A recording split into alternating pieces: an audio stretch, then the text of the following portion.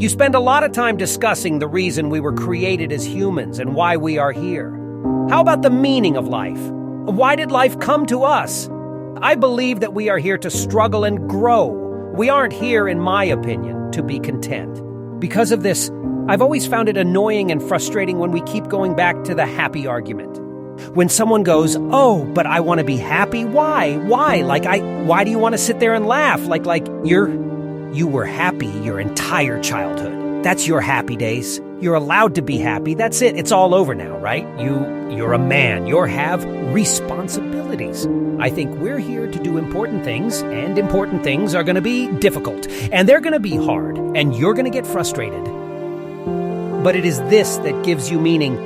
I believe we are here to battle. I believe we came here to suffer. I believe we've come to see how difficult it is to kill us.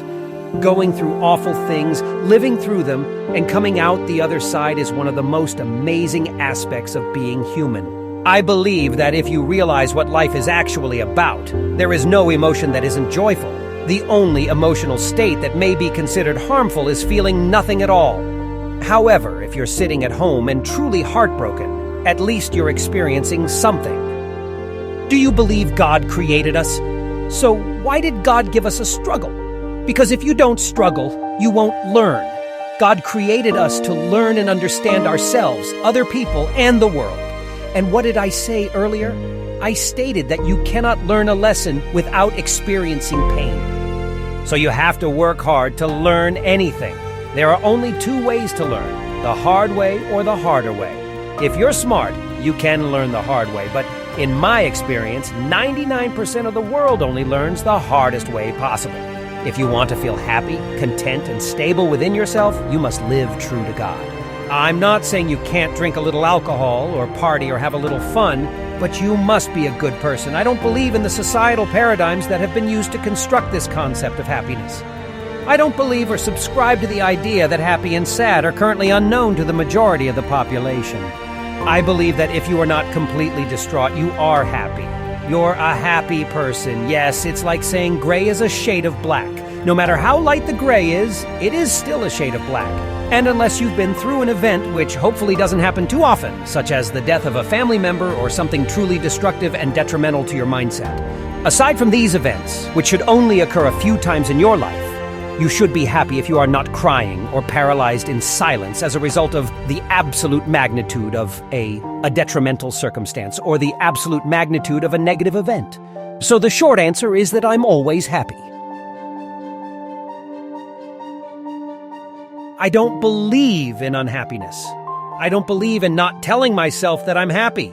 I'm always a happy version of myself.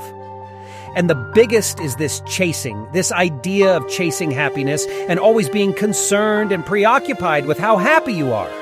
I believe that many people in today's world, particularly men, wake up and think, "Oh, I don't really feel happy, so I need to get happier." And that's how they end up down a hedonistic path of drugs or alcohol or gambling pleasure, chasing pleasure. I don't give a damn about how I feel. I don't mind whether I'm happy or sad. It has no bearing on what I do on a daily basis. I do exactly the same things. I behave in the same manner. I don't mind. I don't place importance on the significance of emotions, so I always consider myself to be a happy person. But if I woke up slightly less happy one day than the next, it wouldn't affect anything I do, and I wouldn't pay attention to it. That's life. I'm human. So, yeah, I have work to do, and we'll complete it.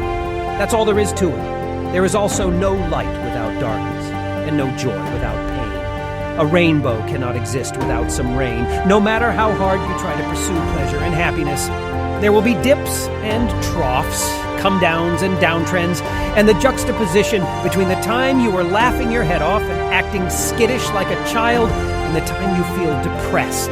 As long as God allows me to do my duties and provide for the people I care about, as long as I wake up knowing that there are a lot of people in the world who need me, and I get to work hard to please them, and do good for society and good for the world, then I'm a vessel of God and I'm happy. I'm content enough to live. That's all I'm looking at it as. I never think about how I feel. That never occurs to me. I have a lot of things to do. I'm too preoccupied. Every day I have tasks to complete. I have very important things to do, and how I feel really is not going to affect how I complete those tasks.